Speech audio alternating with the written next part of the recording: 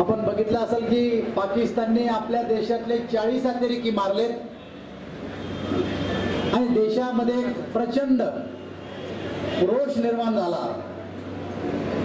आणि आपल्या देशातले 40 अतिरेक्यांनी जवान मारले सैनिक, याचा बदला आपल्या देशाने घेतला पाहिजे अशी एक भावना देशवासियांच्या मनात झाली।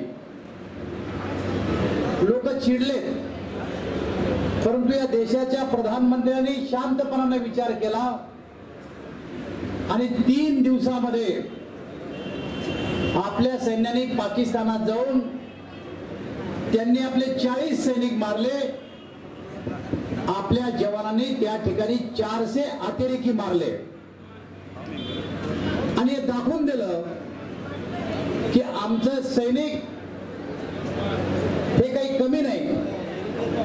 आणि त्यानंतर या देशामधल्या जनतेमध्ये एक भावना निर्माण झाली की हा देश जर कोणाच्या हातामध्ये सुरक्षित राहू शकतो तर तो केवळ या देशाचे प्रधानमंत्री नरेंद्रभाई मोदी यांच्याच हातामध्ये हा देश सुरक्षित राहू शकतो, अशा प्रकारची भावना या देशामध्ये निर्माण झाली आहे।